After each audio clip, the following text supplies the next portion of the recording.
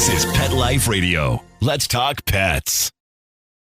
The views expressed by guests on this program do not necessarily represent the views of the host or owners of the Doggy Diva show and do not necessarily constitute endorsement of products. Medical information discussed by guests on this program are those of the guests and is only for informational purposes and should not replace medical advice by your local veterinarian professional. Hi, this is Susan Marie from the Doggy Diva show.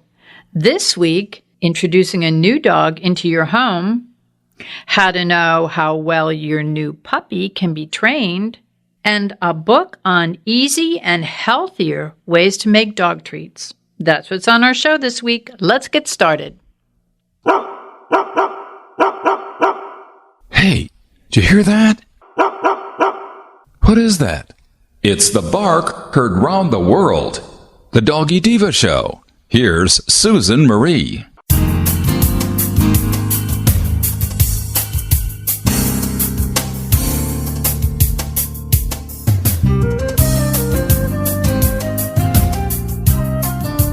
Hi, welcome to the Doggy Diva show, the show for animal lovers.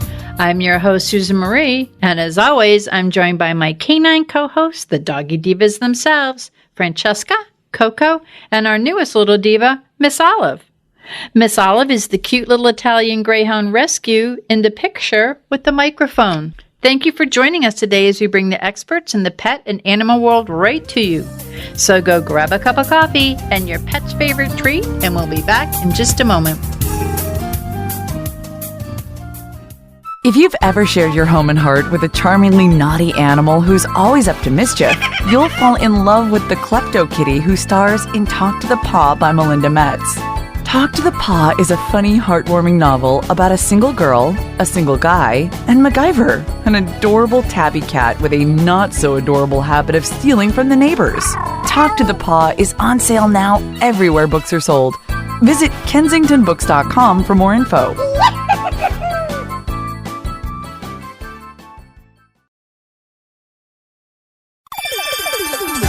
Let's Talk Pets on PetLifeRadio.com.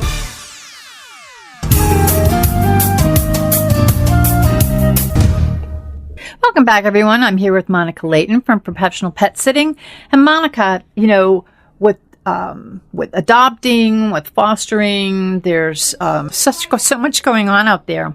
What's the best way to introduce a new dog into a home with an existing dog? We see that a lot just because, we do have people out there that foster or they want to add, a second addition to their home.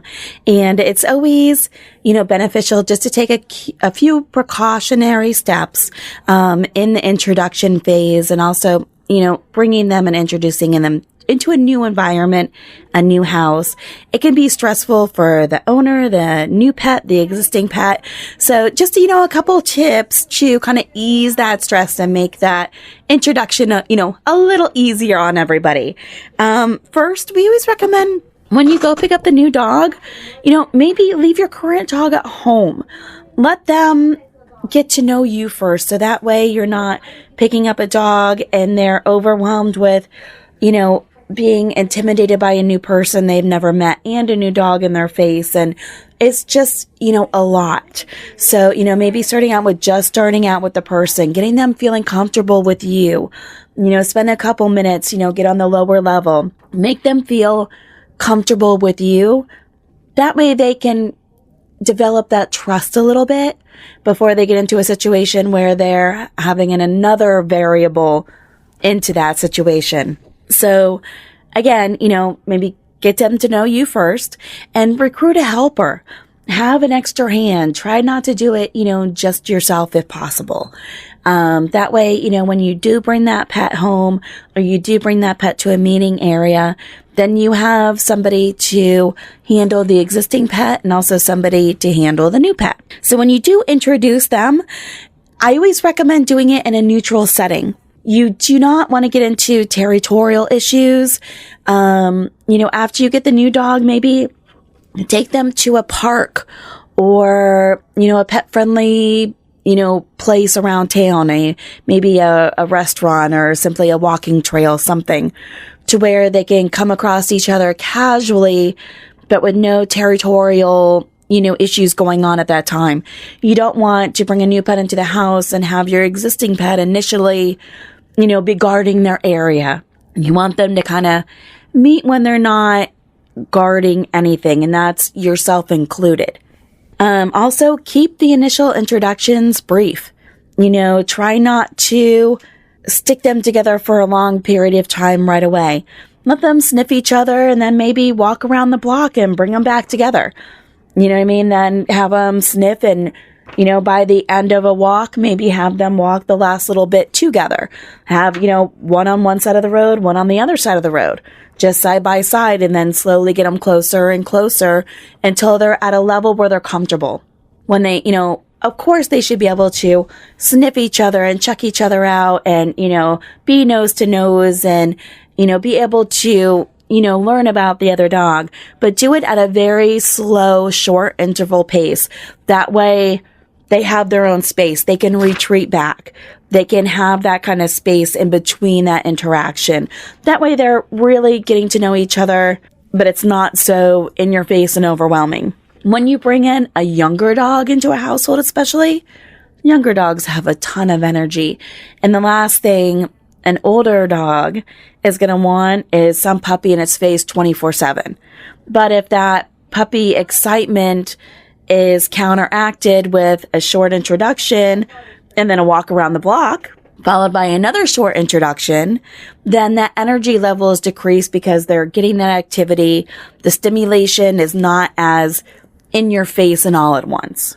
Another thing is you being the handler and that pet owner, the way you speak, the way your body behavior is, they're going to feed off of that activity. If you're very anxious, if you're very tight-leashed, they're going to feed off that tension. So, try to stay calm. Try to keep a nice normal tone, whatever your everyday tone is. It can, of course, be stressful because you're worried, is there going to be an issue? Things of that nature. But the more calm you are, the more they're going to feed off that energy. Take it as, any other day, as if you were on a regular walk with your dog, meeting somebody else on the side of the road. If you pass a dog on your walk every day and would normally let the dogs interact, do it like you would any other situation, but the dogs are going to, obviously interact a lot more than that. But initially, like I said, treat it like you would any other day. Because if you're anxious and you're, high pitched or sounding different than you normally do, they're going to know there's something odd and they're going to pick up on that anxiety. Another thing is, constantly rewarding good behavior.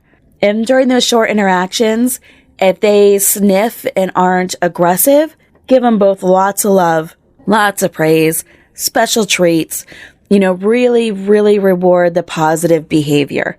And of course, watch the dog's body language. If you see that one dog is, really not so interested or, really seems fearful, take it slower. If they seem very easygoing about it, then take the next step. But definitely keep a close eye on both dogs. That way you can kind of see and you can tell by your dog. If your dog is scared, if the ears are tucked down, the tail's tucked, they're feeling some anxiety and they're having some issues. So just kind of take it a little slower. But if you follow those simple, steps, even when you get them into the household, keep them separate until they're really feeling comfortable together. That way, when you do get them together, you have far less problems. It's much more stress-free on the pets. It's less stress on the people, the families, and it'll strengthen that bond having a good start. What you say is so true. And I'm just going back to recently, we were visiting some people who had a dog. And of course, we have 3 of our own. And there was a little anxiety on the other person's part as to bringing we have 3 small dogs and they have a large dog. But I said, we need to keep calm as the pet parents. We keep calm. We control it because we're the pack leaders. We have to control the anxiety level of the animals. And I'm telling you, what was expected, and people who came in to visit were going, oh my gosh, they're all getting along. And I said, because when we first introduced them together, it was neutral. They all sort of said, okay, this is my job, this is your job, this is your job. Okay, we're all cool. No one's stepping on each other's toes. And they got along great. That was for a week. So it's like the pet parent and it controls it because they have to remember they're the pack leader. You can't leave a new dog in the house, can't let the dog run the house. You have to control the situation. So that's excellent. And these are all great tips. And there's so many, dogs looking for forever homes or foster homes. And this is such great information because it's going to really take the kind of like the overwhelming feeling that some people feel on, oh my gosh, I can't take it. Yeah, you can. I mean, it's very manageable. And this is great information, Monica. I thank you so very much. Thank you. Have a wonderful week. Coming up, a new way to determine how well your dog can be trained. Stay with us.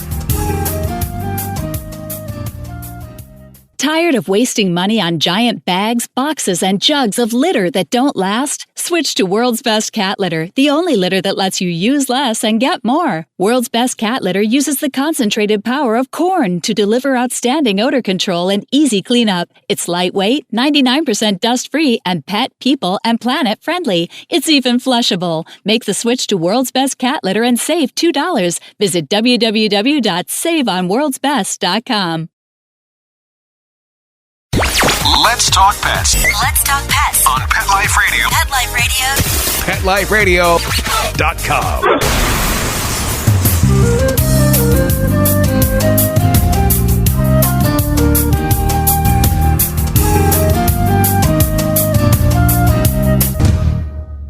Welcome back, everyone. The holidays have passed, and many homes may have new puppies in their families.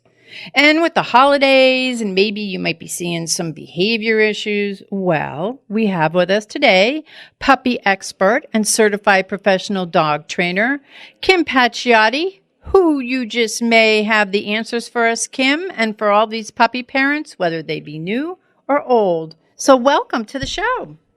Thank you so much. I appreciate it. Oh, it's our pleasure. Now, you have a very diverse background, and can you just tell the listeners a little bit about yourself? Well, actually, I was a professional chef for 20-some years, and I taught down at Johnson & Wales College in Charlotte.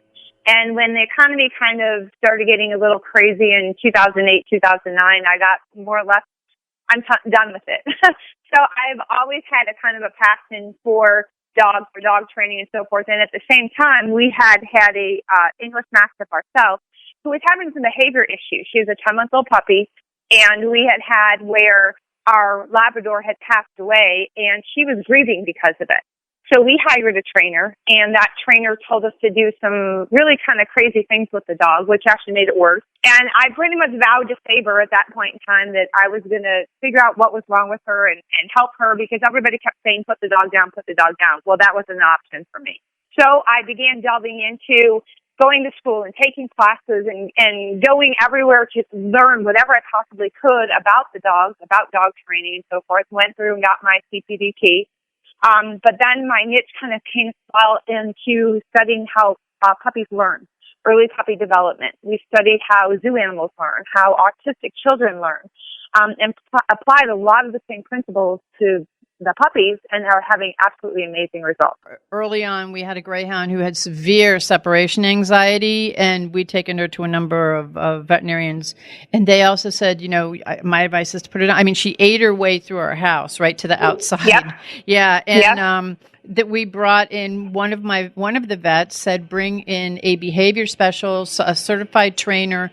They could help you. And I'm telling you, we cured her separation anxiety. Never thought it could happen, and neither did many people. But I know firsthand that what you do is, proven, and I respect what you do. It's a very dedicated field, and there's just a lot to it. But what was your inspiration for starting training canines? Well, actually, Sabre. It was one of those, like I said, I was kind of really done with I would open up restaurants, and basically I would get the kids before they would go out to the real world, so to speak. So it was one of that times where a lot of it was the me generation, where everybody, I don't know, I grew up where you went into a business and you said, hey, this is what I can bring to your business, this is what I can do for you, this is how I can help the team, where I kept seeing everybody being more like, well, when is my day off? When is my vacation? And I got to the point where I just didn't want to deal with it. So like I said, I went to school, I did what I did, and I just dove right into it. I originally started doing private clients, going to people's homes, so forth, trying to get, help them that way. But then I was bored. to be honest, I was totally bored. Dog training is boring because you go into people's homes, you tell them what to do, and they look at you, okay, yeah, we'll do it. And then guess what? Life happened and they never did. So part of one of my things that I had to do for the certifications was I had to volunteer at local rescues and work at the shelters and so forth. Well, what was astonishing to me was I was constantly seeing purebred dogs coming in, golden retrievers, labs, which are like the top dogs. They're, 8 months, 9 months, a year old, and they're coming into these rescues. And I'm like, something's not right here. People pay good money for them. Not that it's like you wouldn't want somebody, not that it's any other dog. I don't mean that to sound the wrong way, but I'm like, how could someone invest good money into a dog and then turn around and just surrender it 8 months later? It didn't make sense to me. So that's when I started, checking into, we have to educate people. We have to tell them how important it is when that puppy is little, what you need to do, some of the things that can stop. Everybody's so worried about getting that puppy to do sit and laying and all that, but the main thing for puppies is to shape their temperament. That's the biggest thing in order to move forward. And all the other stuff comes easy. In shaping the temperament, you have this empowerment. Can you tell us about the empowerment puppy personality assessment? I found that fascinating. Well, what we have, and this has come from litter after litter after litter, we originally started scent training or imprinting the puppies. We actually start training our puppies when they're 10 days old. So what happens is I go to the breeders, I pick up the mom and the puppies, and we bring them to our facility. When they get here, we start with Carmen Batiglia. I can't say his last name right. We do start doing the biosensor training program, and we also started doing like early scent introduction. And what that meant was we were just exposing them to everyday scents. We would expose them to the grass, into the rain, into the the pine, and just all different kinds of things that are in our environment, thinking this would make it easier as they got older. Not even really having a goal in mind. I just thought it was, well, what does it hurt? Their eyes and ears aren't even open. Their sense of smell is like fascinating at this time. Look at what dogs can do with their sense of smell. And the fact that it's an underused item in dog training is their capability of their sense of smell. So we started doing this, and then all of a sudden we started inputting the data into the computer, and we were finding many, many similarities for dogs that like specific scents. So it then got broken down into calming scents, environmental scents, and stimulating scents. We found specific things that if they turned out positive or negative or whatever it may be, was leading us to specific personality traits of that dog. So push come to shove, we went through over 250 dogs that we had done, got all the results, and have a system now that tells us if what the dog likes. We text the dog when the dog comes for 12 days. They just smell the scent. We determine if it is positive, negative, mixed, extremely, negative, extremely positive reactions. We then log it into our system, and then it gives us back the learning capabilities, the focus capabilities, and the socialization capabilities of the dog.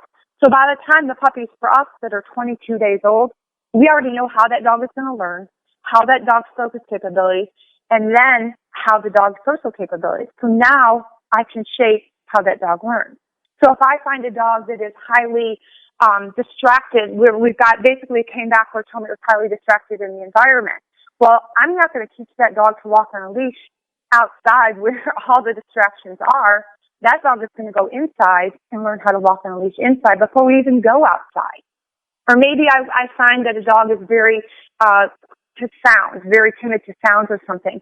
Right away, as soon as those dogs' ears are opening, I'm going to start making a little bit sounds louder, louder, louder. So we basically imprint on the dog, hey, it's no big deal. You don't have to worry about it. So what we did then was we made this available to new puppy owners.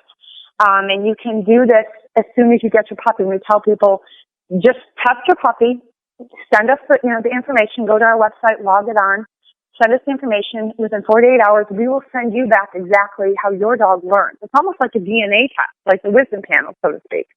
But it's, like I said, checking your puppy's personality. And then along in that kit, then we've got a DVD in there for you teaching you how to do the temperament, some of the things that we do. We do canine massage, we do yoga, we do, put the dogs in the hot tub in the pool and do all these kinds of things, that little bitty things that you can do, or something as simple as we use a boogie board. and we put the dog on like in either a sink or a bathtub, or depending on the size of the dog, you can do it in the pool. We use a surfboard when it's summertime in the pool. If you make the movement, it helps where the dogs won't get car sick. So there's a lot of things that you can do, to further enhance teaching your puppy. And it's so proactive instead of reactive, because it Exactly. addresses the situation earlier. Now, one thing you talked a little bit about these, the dogs that do get sent back to shelters or don't make it in a home, and instead of taking the dogs through the training program, they do return them to the shelter or the rescue. Do you find that your program helps to decrease this from happening? Oh, wow. Yeah, absolutely. Well, I know with our research, basically for us, this started out as a research, and I'm not funded by anyone, so that's why I have to go buy litters basically from the breeder. Then we turn around and we sell those trained dogs. We've done dogs for homeland security. We've done dogs for people that have diabetes. We've done dogs for, people that have PTSD and all different kinds of things. And it's a constant, what I hear back is, I can't believe how calm the dogs are. I can't believe that the dogs listen. We go in a different respect and it goes back to training, like how you do with your kids, though. I mean, you tell your kids what you want them to do. The average person knows that the dog is going to jump. They open the door, and then they yell at the dog for jumping on the person on the other side. And all they had to do was turn to the dog and say, "Need you to sit." I mean, tell the dog ahead of time. If you saw a child running to the door, you'd be, "Hey, no, wait a minute, don't go out there." Instead of letting the child run out and yell at the child.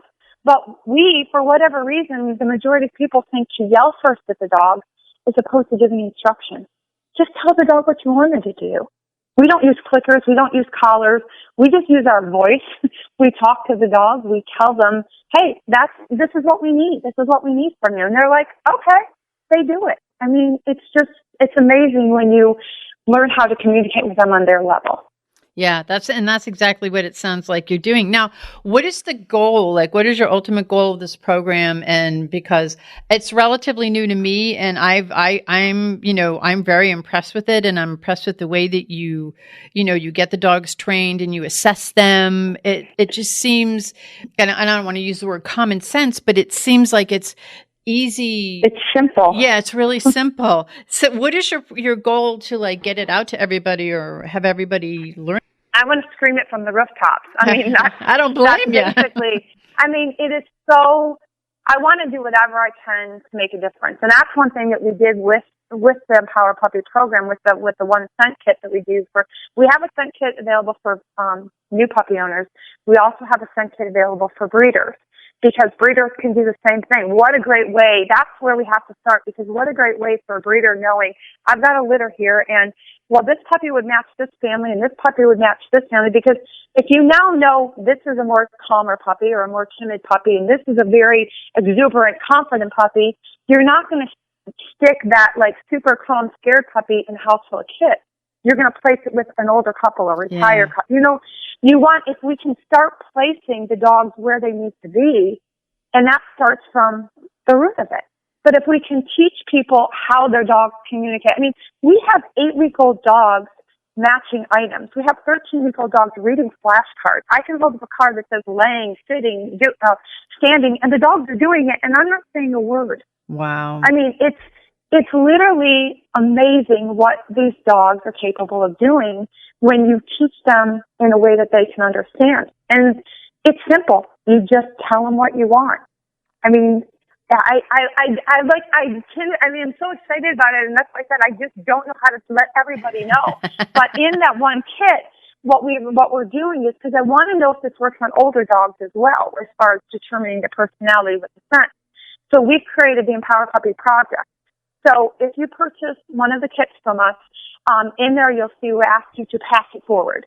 Pass it on to somebody that has an older dog or whatever it may be. Let them take the test as well, because there's enough essential oils and all that other kind of stuff in the test for it. Then they can go on to our website. They can log in their information, answer, I think I have about 14 questions on there as far as the personality of their dog. And I want to see, does this work for older dogs? Because do you know how awesome that would be if we found out that it did, and then we could do these in shelters and rescues and be like, okay, well, this dog is this and this dog is this, and hey, sorry, but it's not going to match your family. And then we can change it. Then we can make a difference. I mean, what if this 10 years down the road we're just oh my God, look how we decreased all the dogs in the shelters and rescues, because our whole thing is a vicious cycle. What are we doing about it? As a society, we're not doing anything about it. We're just, everybody feels bad and everybody's, adopt, don't shop. Hey, I get all that. But what are you doing to stop it? Well, and one of my questions was going to be, could this work on an older dog, or like I rescue senior dogs? I mean, could it work on something like that so that I don't know. There's so many good Lord, there's so many in the shelters. Right. If something like this were used, I mean, I think that it would help with placement, help decrease that boomerang effect that goes on. Absolutely. Yeah. I mean, this is truly awesome. Yeah. I mean, that's the goal. So that's why, like I said, I want to let everybody know about it, because it's like, we have to test it. I don't have a way of testing the older dogs. Puppies I can do because I can go buy the litter. Puppies I know it works over and over and over because I've been doing it for 4 years.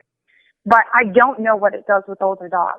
But that would be like the coolest thing ever if it did. Well, now for people who want to learn more about you, learn more about this, and find out how they can get involved, whether it be, their puppies, or if someone has an older dog that they want to, purchase the kit or get involved in what it is you're doing, this project, where can they go? How can they find out more about this? You can go to we have two websites, the empoweredpuppy.com. And that will take you into our main system. We actually have a DVD series of 12 weeks of us raising the puppies. You see every single thing we do. That's a series for trainers and different breeders and so forth that they can do. We also have a cognition kit for new puppy owners, a cognition and fitness kit that we show you how to teach your 8, 9, 10, 11, 12-week-old puppy, whatever it may be, how to read the flashcards, how to imitate you. We actually teach dogs by watching television. Wow. So they can learn more about that. They learn as far as the personality kits on there. And then we have our trainingcanines.com website, which are actually the dogs that we're working with at the current time. And that's those dogs that, you can see what they're doing, and they are the ones that we actually sell, so we can keep everything funded, and going back and forth. So well, those are the two websites. Kim, I have to tell you, what you're doing is absolutely mind-blowing. It's so simple, yet it's so advanced at the same time. And I commend you for what you're doing. I thank you. I'm really sorry that the chef industry lost you, but I'm really happy that the training group industry got you. But thank you. And we're going to have your information linked on our website, on our Facebook page, The Doggy Diva Show. So we'll have the PowerPuppy.com and trainingcanines.com. And so anyone who wants to go, please, you're going to learn a lot. You're probably going to want to get involved. And I'm telling you, this is revolutionary. And I do see this as helping with that boomerang dog problem. I really, really do. I hope so. Mm-hmm. As again, I love being proactive, not reactive. And I think that that's what this is all about. So Kim, thank you so much for being on the show. And thank you for making a difference in so many dogs' lives. Thank you so much. We'll be back in just a moment. Hi, Doggy Diva Show listeners. Susan Marie here to take just a half a minute to let you know how much we appreciate your being with us every week to hear great dog tips you can use with your pet, some great stories about rescues, fostering, and some heartwarming stories about second chances for pets who are now in loving forever homes. Be sure to go to our website, thedoggydiva.com, to see pictures of Miss Olive and other dogs we talk about on the show, and get to know us a little better. That's thedoggydiva.com, DOGGY. We appreciate your feedback too. Okay, let's get back to the show. Next, how to make some nutritious homemade treats for your pets. Stay with us.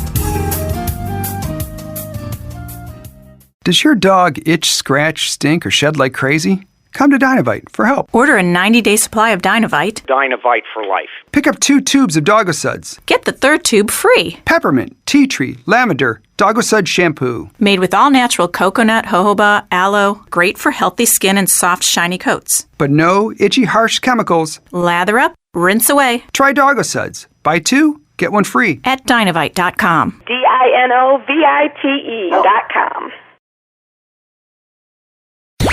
Let's talk pets. Let's talk pets On Pet Life Radio. Pet Life Radio. PetLifeRadio.com.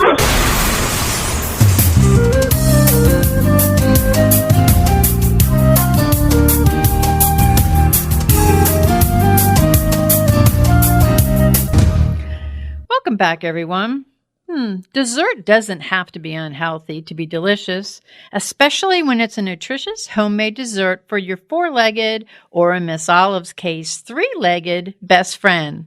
Author of Doggy Desserts, Cheryl Gianfrancesco shares 125 of her own easy-to-prepare recipes that are natural, preservative-free, and dogs love them. I can personally attest to it because I use some of these recipes on my gang. So we are all happy to have Cheryl with us today to tell us how to make those yummy, wholesome treats for our pups with love. Welcome, Cheryl. Thank you. Thank you for having me. So can you just tell our listeners a little bit about yourself? Sure. My background is in finance and accounting, believe it or not. That's pretty much, it was the love of my dog Cooper that created all these recipes and these books, because he could not eat regular food. Back 15, 20 years ago, they didn't have all the natural dog products that they have now. So I had to make them for him. So Cooper was basically your start into baking for dogs. Yes. Now, who was your inspiration for actually writing the book Doggy Desserts, which I love? I love the cover. Thank you. It's so beautiful, and it's just a great book. It's a great book for pet parents. So, who was your inspiration for writing this book? Right. Well, again, everything has always been because of Cooper. Even once I've had other dogs, they didn't have those same problems, and I would sit and think there has to be other dogs like Coop that couldn't eat anything. There's dogs that are having problems even eating dog food. So that's what kind of pushed me to do it. It was a total unselfish. It's for the love of dogs, and that's really the whole truth of it. Well, now your recipes are very healthy. They're natural. They're preservative free. Can you just share with the listeners how important this is for pet parents and their pups? Well, a lot of people don't understand really what's even in their dog's food. Basically, if let's think about dog food, is this little one kibble. It's a power food. Okay, everything your dog's getting nutritional wise is in this one little kibble. So if you think about it, you want to give them the best that they can possibly have. And that's the same thing with their treats. They don't live very long, and you want to extend it and give them the best life they can possibly have. Can you share with us like a few of your favorite recipes? Sure. So after Cooper passed away, a few years later, I got another Akita, and his name was Casanova. And Casanova, unlike Coop, didn't have any problems, but he liked more protein-based food, treats, everything. So I actually purchased a dehydrator and started dehydrating. A lot of people are buying their dehydrated dog treats, and I made them myself. And it's so simple. It's a shame for people not to do it, because you don't even need a dehydrator. You can do it in your oven. That's how I originally started doing it, in my oven. And basically, you get a bunch of chicken breasts. And why chicken breasts? Because there's no fat in it. Because when you're doing the dehydrating, either way, either in your stove or you don't want the fat. So I use chicken breasts. I would slice them as thin as possible. I would use a mallet to make them even thinner. And then, so if I was doing it in my stove, I took a sheet pan, and on top of the sheet pan, I would put a cookie cooler, and one of those cookie cooling racks, and I would put the chicken on, put it in my oven on 200, and I would leave it there for about 12 hours. Wow. And that's how you get it at home. If not, I have a dehydrator, and in my dehydrator, I would do the same thing. Again, cut the chicken really thin, hit it with a mallet, beat it up there for a little while, and put it in the dehydrator, and I'll leave it there for 12 hours. And I had my own treats that this very expensive in the store, but I did it myself buying chicken on sale for my dog. Now, and that's amazing because I think people look at it, look upon things and like, oh my gosh, this takes so long, or I don't understand how to do it, or it's so complicated. And I think you just simplified this whole thing. Now, when you're doing the baking or making your food, or what is like the best way to like select, bake, and store all these homemade treats?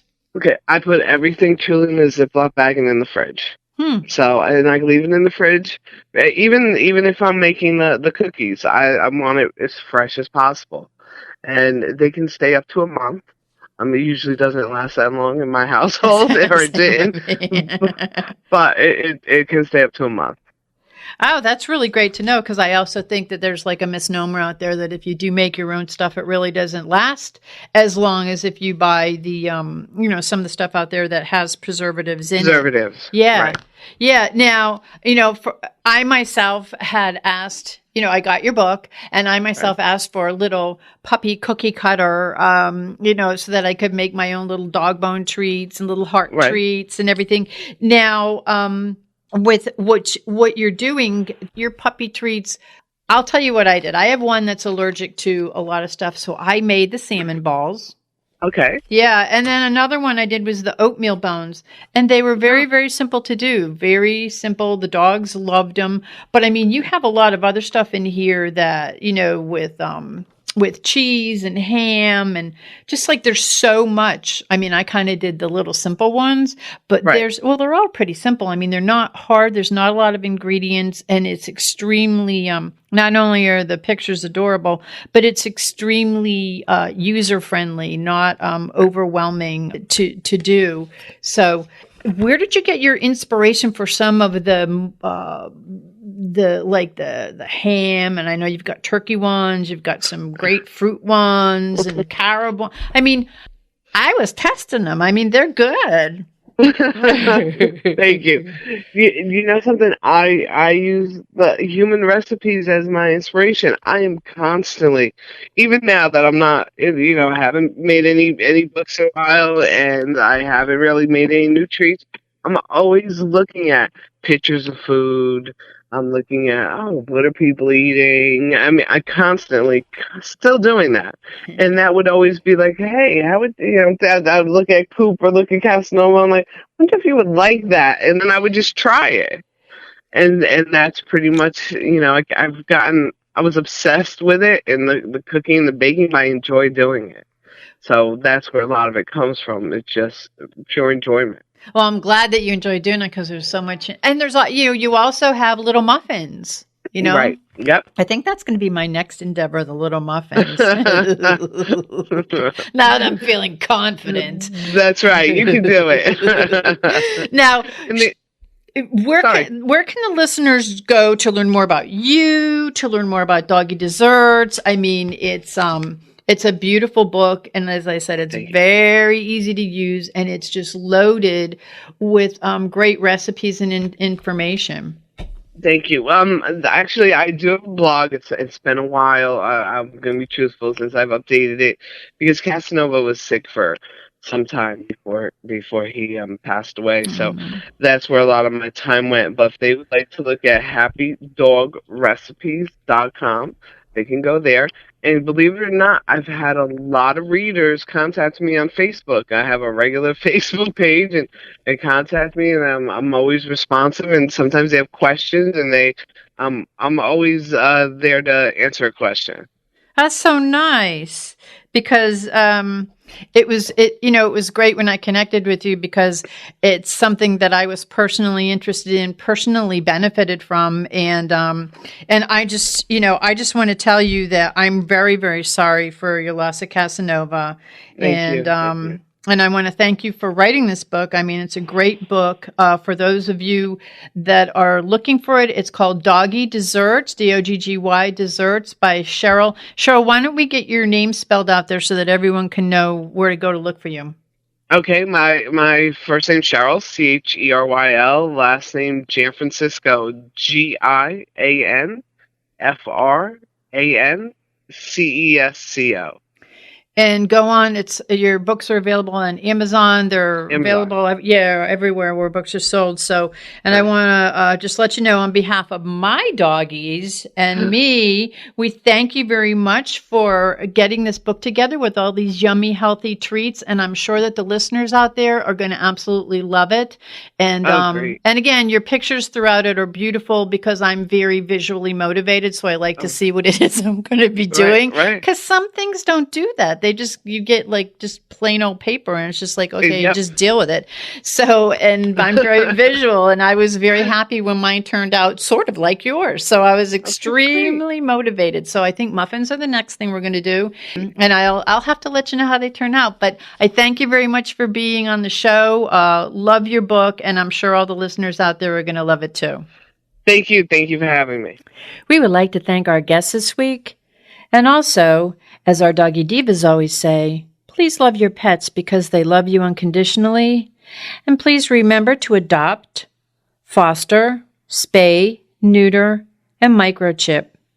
And as always, please have a great Diva week, everyone. That's all for this episode of the Doggy Diva Show. To find out more, go to our website, thedoggydiva.com. Also, find us on our Facebook page, The Doggy Diva Show, and tell your fellow dog lovers about it. Don't miss Susan Marie, Miss Olive, and the Doggy Divas right here for the next episode. See you again soon.